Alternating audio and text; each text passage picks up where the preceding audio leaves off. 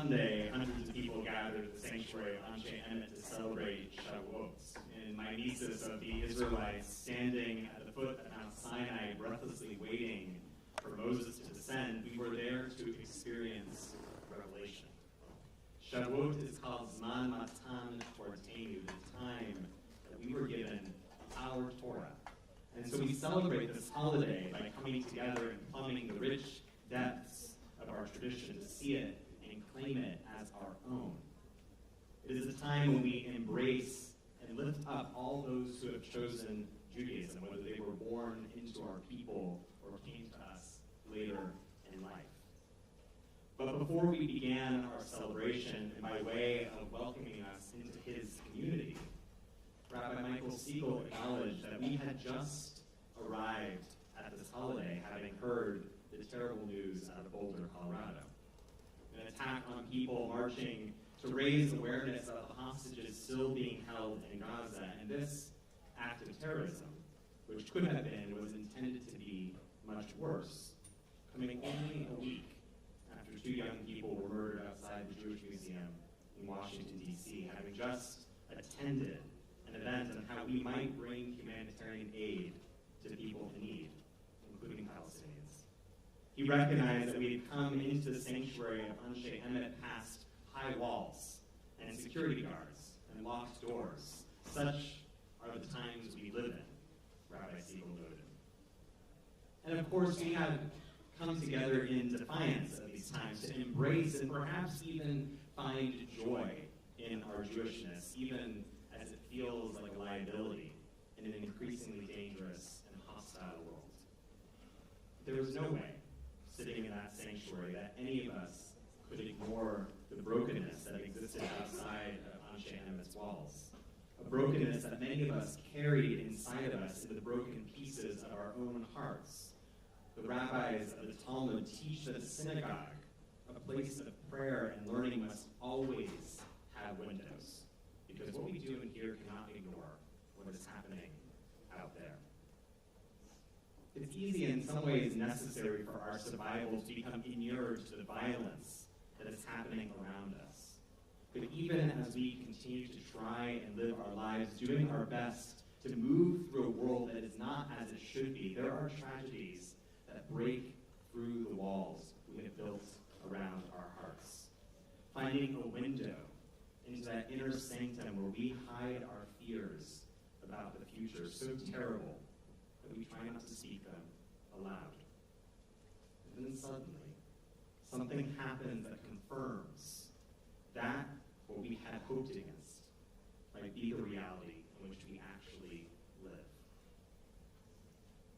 There are countless things that have broken my heart over the past few years. I've been shaken, but it's been my commitment, and luckily it's in my disposition, to meet tragedy with resilience and hate with joy.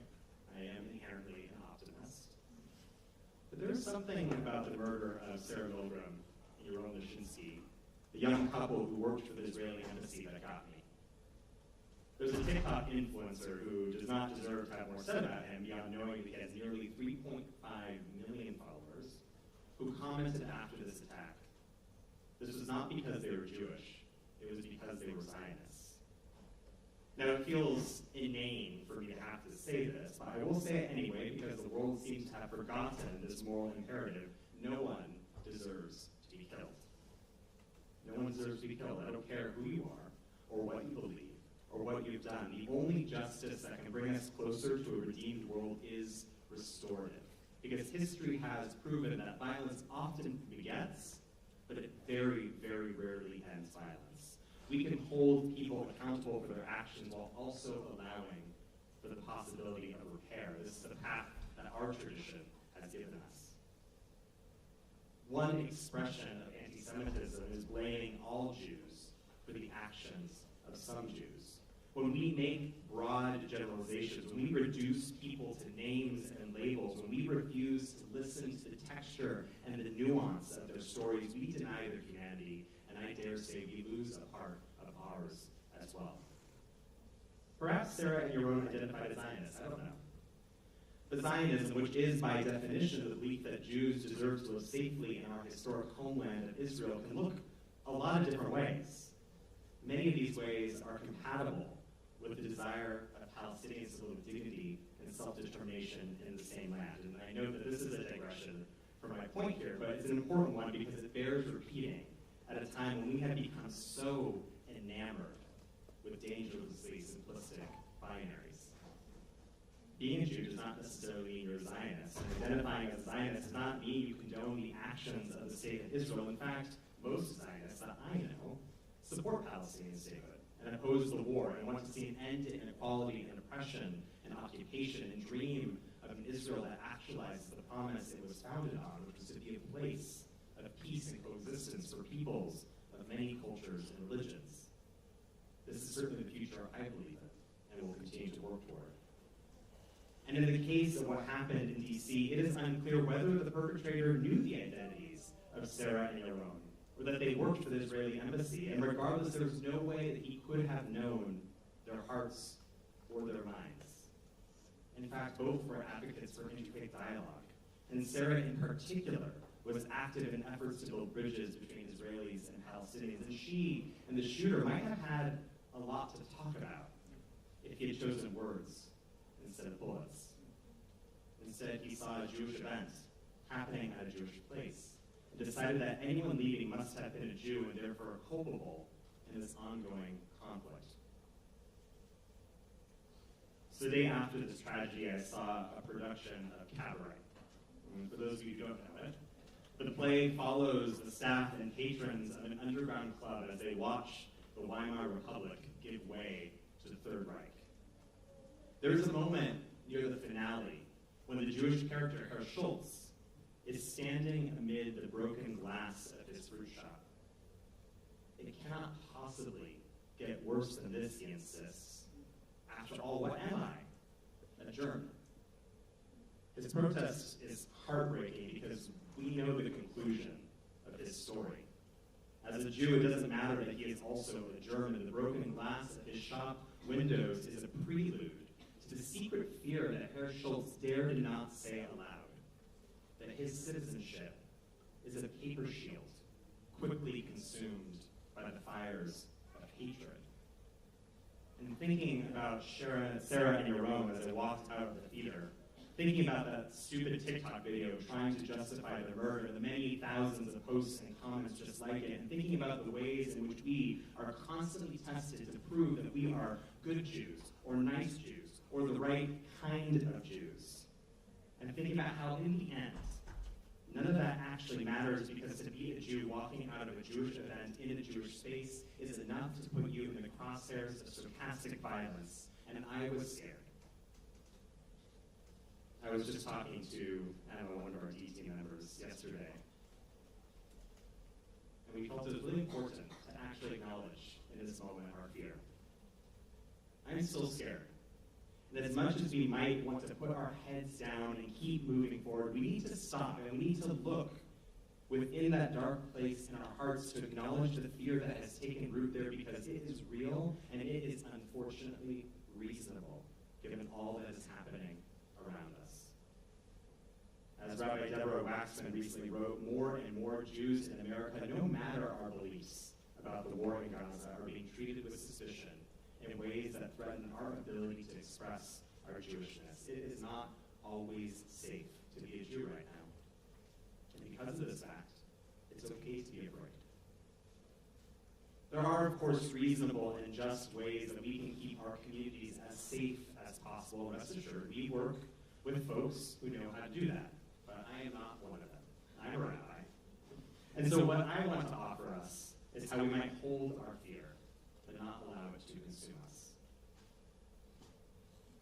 As we learned just a few minutes ago, this Shabbat, the Torah gives us one of our most sacred and precious blessings. It reads, Yivarechecha Adonai v'yishmerecha. May God bless you and keep you safe. Ye'er Adonai panav elecha v'yichunecha. May God's face light up when you stand before them, and may you know grace. Yisa Adonai panav elecha v'yasem lecha shalom.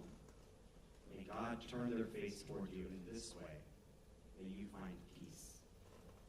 Given to Aaron and his sons, we commonly refer to this text as the priestly blessing. Yet rather than being reserved for priestly duties, This blessing is woven into our daily liturgy and throughout our lives. It is a blessing invoked under the chuppah at a wedding. It is a blessing we use to honor our b'nai mitzvah.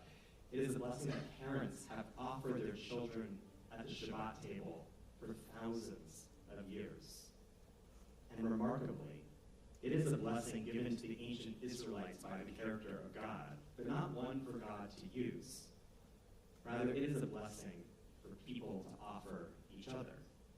One that, in the words of Rabbi Zohar Atkins, waits on the human voice to take effect. The priestly blessing is the culmination of Revelation, coming at the end of our ancestors' encampment at the foot of Mount Sinai. And imagine Aaron and his sons walking from tent to tent, teaching people these words so that they might bless each other. Soon the Israelites will consecrate the Mishkan, and they'll pack it up. And they'll begin their journey across the wilderness toward the promised land. It is a moment of incredible blessing, of course, but it's also a time of fear. Just before receiving the priestly blessing, the Israelites are asked to conduct a census. It's the book of Numbers, after all. And so Moses goes around the camp. But who does he count? He counts every man who is old enough and able to bear arms. The singling out of men of fighting age is a frightening indication of what's to come. By identifying who is able to go to war, our ancestors knew that war lay ahead of them.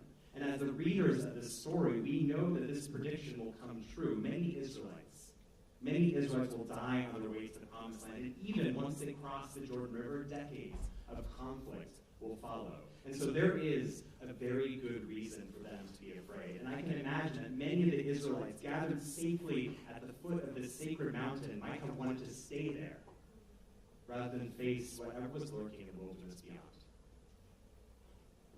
But God doesn't tell them not to fear. God says, be a blessing. Be a blessing in a world so desperately in need of blessing. The Samu Shemi al B'nai Israel, in this way my name will be set upon the children of Israel. It is through people, not divine intervention, that help and healing will come. There are times when the Israelites will face acute threats to their survival, and in those moments, God tells them to be bold, to take action, but not to be fearless, but how to act when afraid. What God offers is a posture, not a prescription. In all that you do, be a blessing.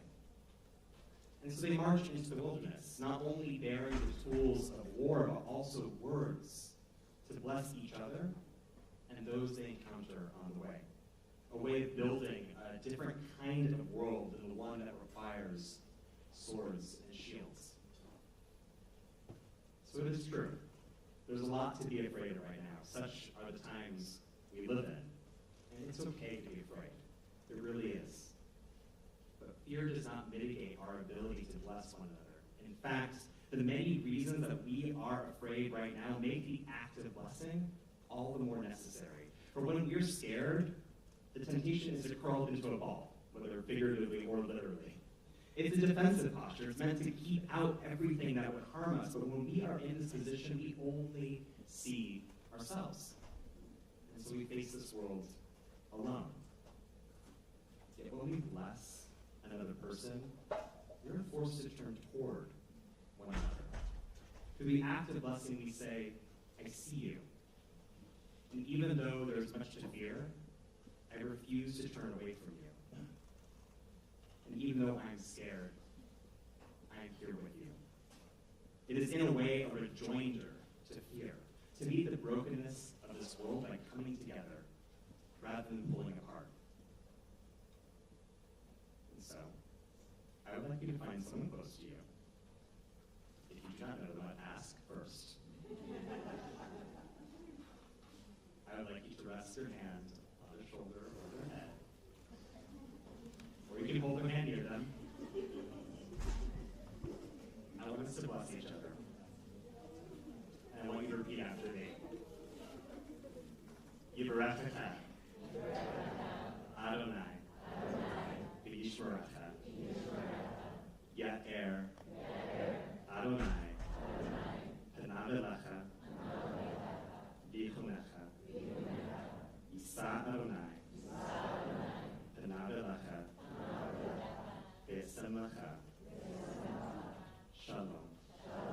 May God bless you and keep you safe. May God's face light up every time you enter the room, and in this way of grace, may you see the face of God in every single person you meet.